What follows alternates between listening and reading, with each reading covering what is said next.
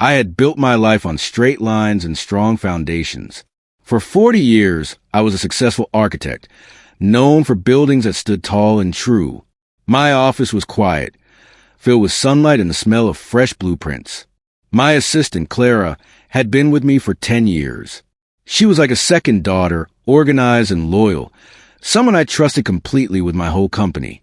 We had just started the biggest project of my career, the massive, twisting structure known as the Nexus Tower. It was a joint project with a new partner, a man named Mr. Stone. He was a smooth talker, always smiling, and he had promised us unlimited funds. Everything seemed perfect, like the final, perfect shape of my career. I felt proud and calm. One afternoon, Clara came into my office. Her usual calm face was gone, replaced by a look of sheer panic. She closed the door quietly, which she never did. She sat down and her hands were shaking as she showed me a spreadsheet. "Mr. David," she whispered, calling me by my last name like she did when things were serious. "I made a huge mistake." She pointed to a column showing the early material costs for the Nexus Tower foundation. There was a difference of $300,000, missing entirely. She said she had accidentally approved the wrong supplier for a huge batch of custom foundation steel. If Mr. Stone found out, she would be fired and maybe even sued. She begged me to cover for her, to sign off on the correct documents quietly and push the mistake onto a generic cost overrun. My mind raced. $300,000 was a huge amount. Covering it up was dangerous, maybe even illegal, and it went against every honest principle I had built my company on. But Clara looked truly desperate, and I believe her story. 10 years of perfect work and loyalty meant something. She was family, in a way. I looked at the panicked, watery eyes of the girl I had watched grow up in my office. I sighed deeply, running a hand through my gray hair. "Okay, Clara," I said, my voice low. "We'll fix it. I'll make the adjustment on the main ledger. No one will ever know."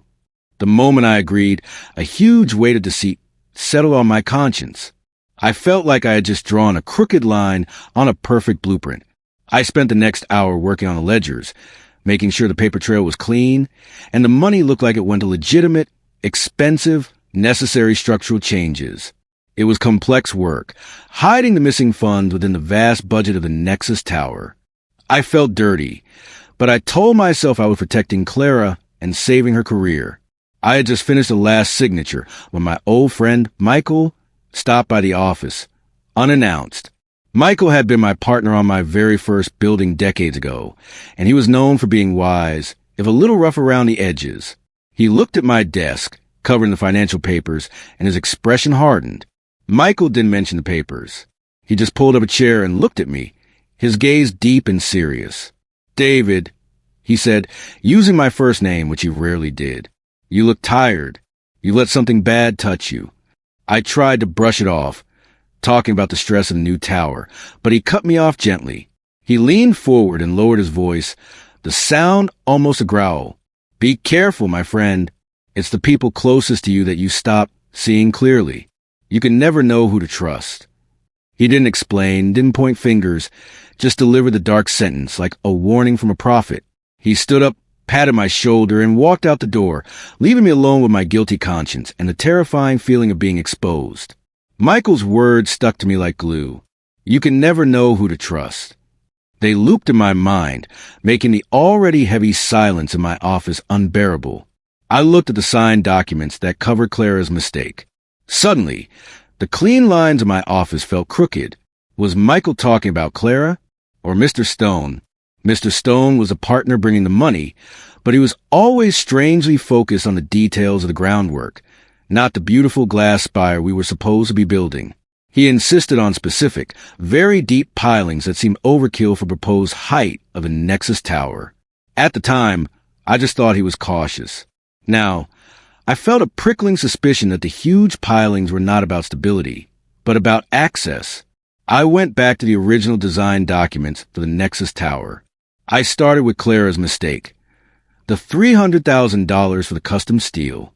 I pulled up the supplier she claimed to have accidentally approved, but instead of the common steel supplier she named, The purchase order actually pointed to a company that specialized in deep-sea excavation equipment and reinforced tunneling tools.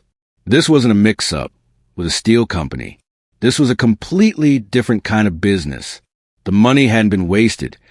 It had been secretly diverted to buy equipment for digging, not building. My hands started to tremble. Clara had made a mistake. She had lied to me. The realization that Clara had manufactured the whole crisis just to get me to cover the illegal expense was a punch to the gut. The guilt I felt for breaking my principles was immediately replaced by a focused, icy anger. I needed to know what she and Mr. Stone were planning.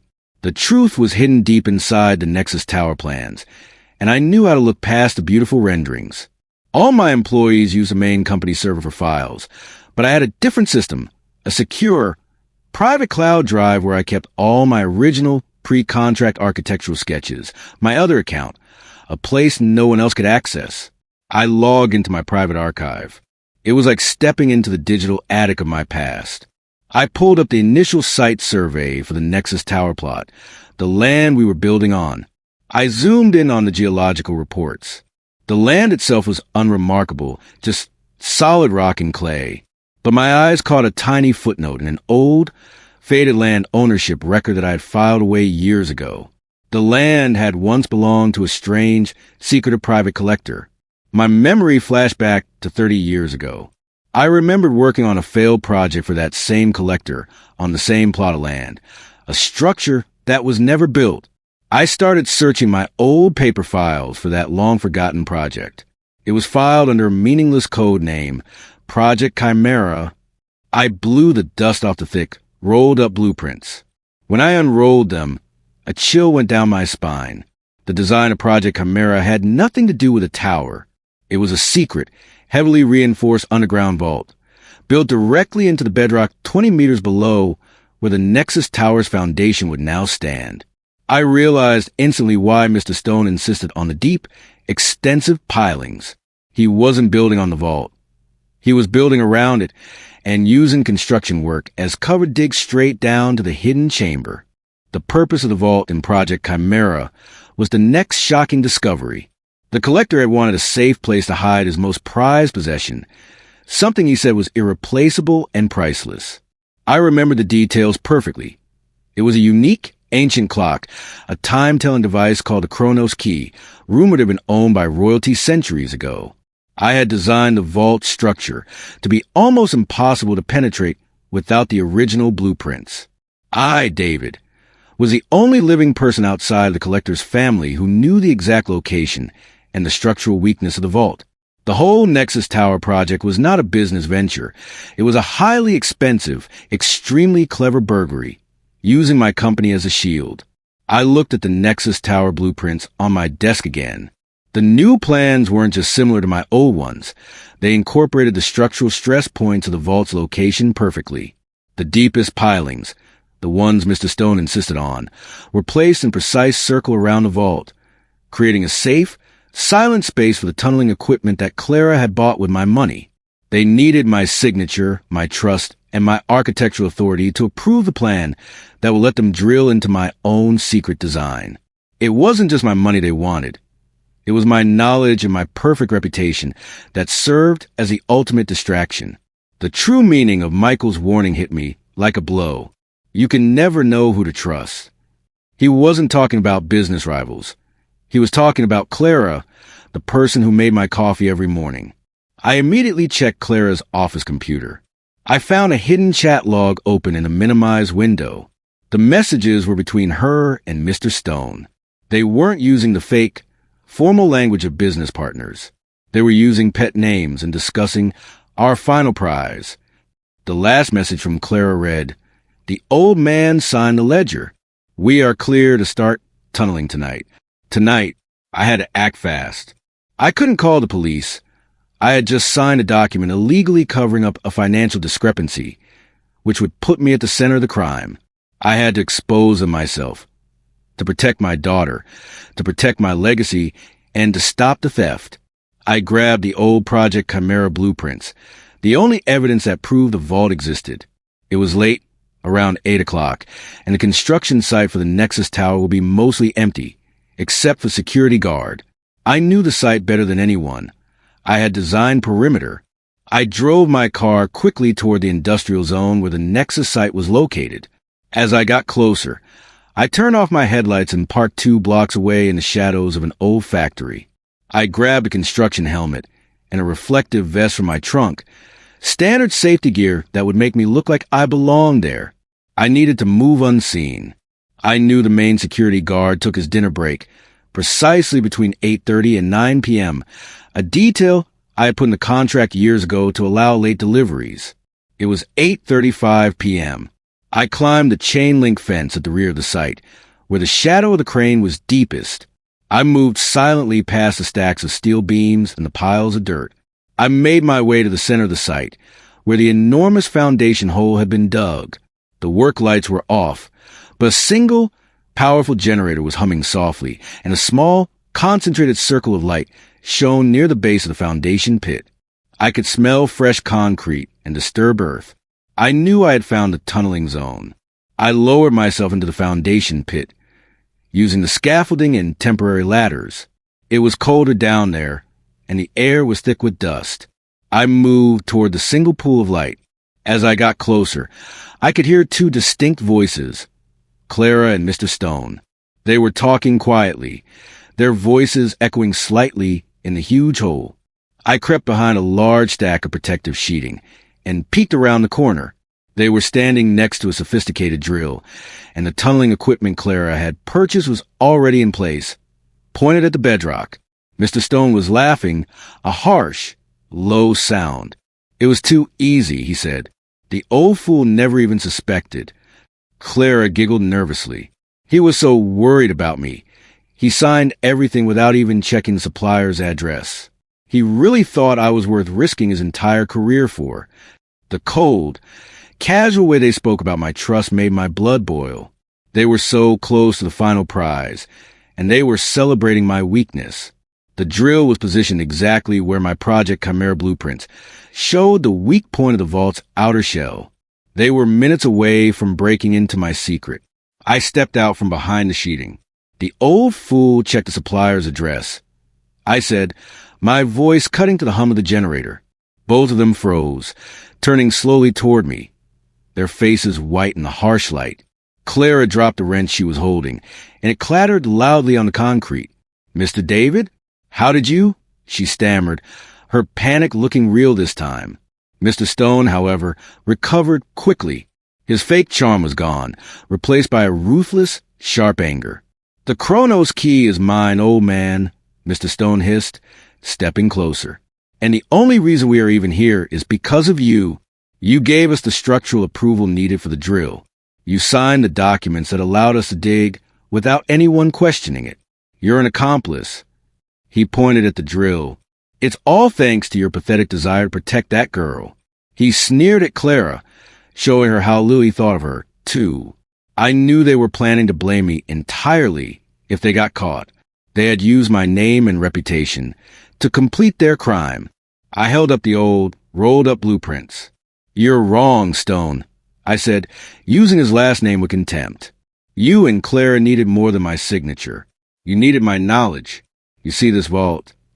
I gestured to the spot where the drill was pointed. I designed this vault 30 years ago. I know every wire, every stress point, and the exact coordinates of the weak spot you are targeting. You are exactly 2 inches too far to the left, and your drill will hit solid tungsten, not the vault door mechanism.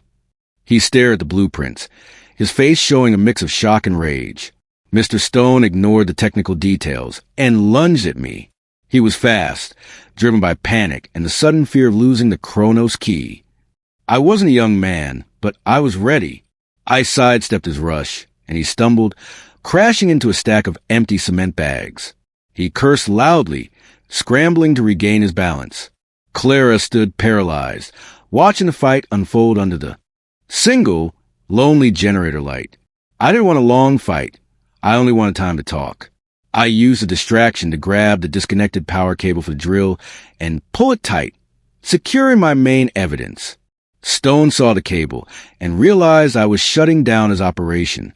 He lunged again, more fiercely this time. It's over, Stone, I said, holding the heavy blueprints like a shield. The money is gone, the tunneling equipment is stuck, and your whole scheme is exposed. You thought you could use my reputation as a decoy, but you didn't check the historical records of this land deeply enough. Clara finally found her voice, pleading with Stone. Don't fight him. We can still run. But Stone was past reasoning. He was focused only on the priceless artifact he was about to lose. He saw the Chronos Key as a reward for his lifetime of planning, a prize worth fighting for, even against a man twice his age in a dusty hole. Clara finally found her voice.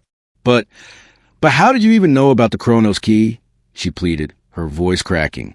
No one was supposed to know the name of the artifact.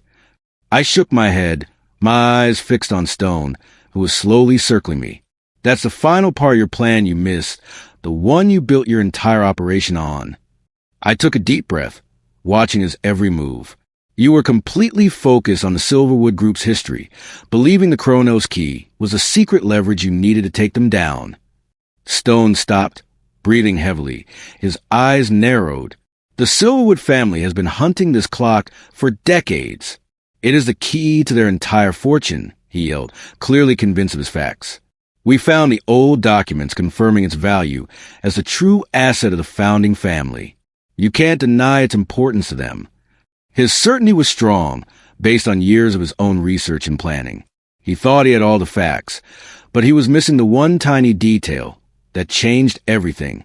The identity of the original collector, the man who had hired me decades ago. No, I said, my voice soft but powerful, forcing him to listen. The Silverwood family wasn't looking for clock. They were looking for the original owner. The man who commissioned me to build this vault 30 years ago wasn't just a collector. He was a founder of the Silverwood Group, a man who vanished 30 years ago after entrusting the key to his greatest asset to me. I lowered the blueprints, letting the parchment roll back up. The knowledge was heavy in the air, heavier than the steel beam surrounding us. And his name was Michael. I revealed, the name echoing in the quiet construction pit. Michael, the man who walked into my office a few hours ago and warned me about trust. The shock on Stone's face was total. He suddenly understood that his entire plan, built on historical records, had pointed him straight to the only man who could expose him, the very architect who held the secret of the vault and the friend of the founder. Michael wasn't just a friendly face. He was a master who had entrusted me with a secret and was now using me as his final, powerful proxy. I explained the history quickly. Michael had vanished 30 years ago, not because of a scandal, but to protect the Chronos Key from being used as a weapon against the company he founded. He had quietly entrusted the construction plans and the location to me, his only trusted partner. He had kept watch, patiently waiting for 3 decades, knowing the secret was safest in the bedrock and in my memory. He knew that when anyone finally tried to dig for the vault, they would have to come through me, David, the architect. Stone looked utterly defeated, the anger draining away, replaced by the crushing weight of failure. He used you. You were a safety deposit box, Stone muttered, shaking his head.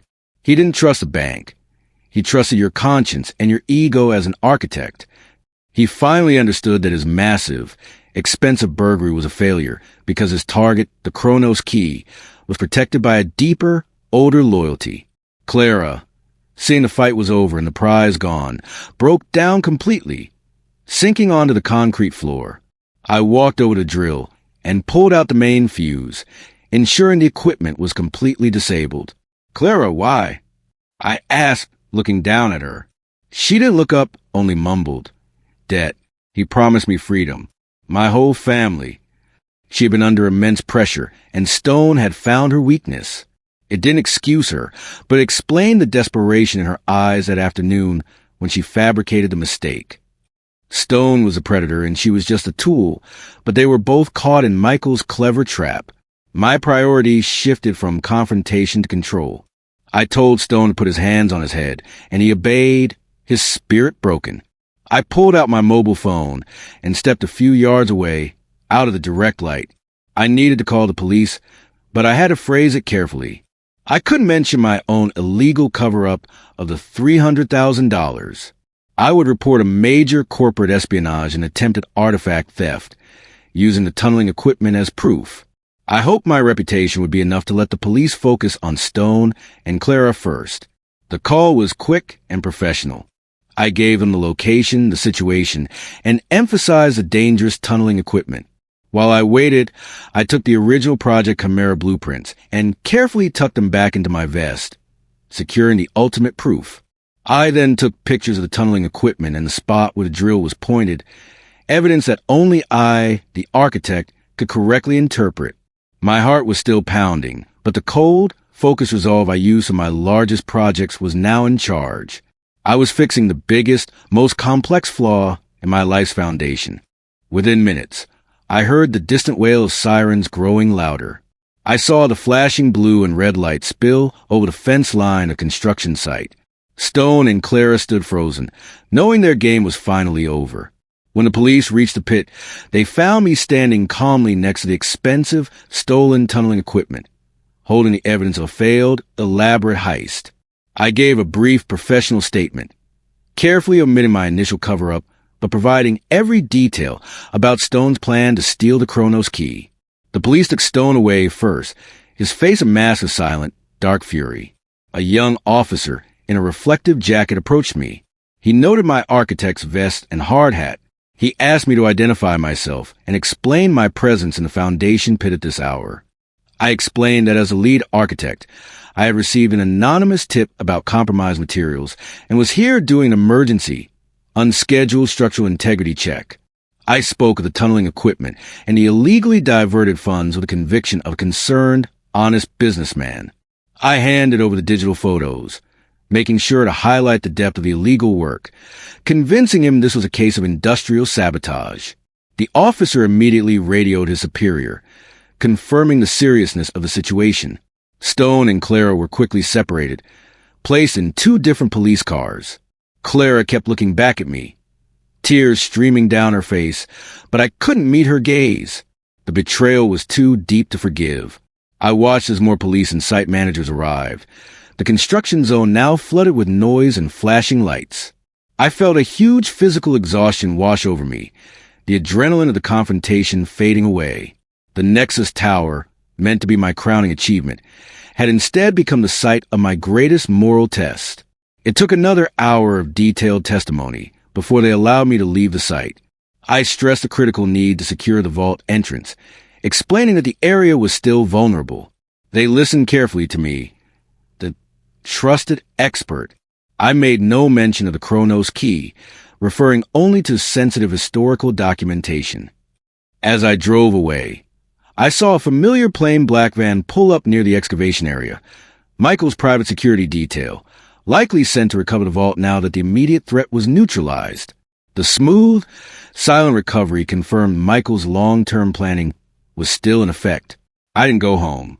I drove to a quiet, dimly lit coffee shop on the edge of the city, a place Michael and I used to meet decades ago.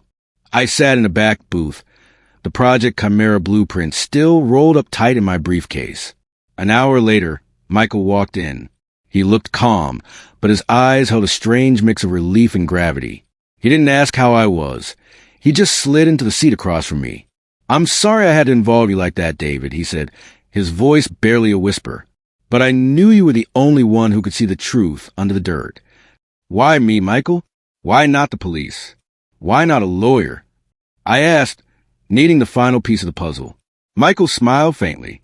"Because the Chronos Key is not just a clock. It is the original deed to the Silverwood Group, hidden in code. If I had simply called the police, the official Silverwood family would have taken possession, and the power struggle would have continued legally forever. I needed the world to think it was a theft of corporate secrets, not a family asset." He explained his calculation. "Stone's plan was brilliant, but relied on your integrity being compromised by your loyalty to Clara. I knew you would break the law for her, David, because I know your heart.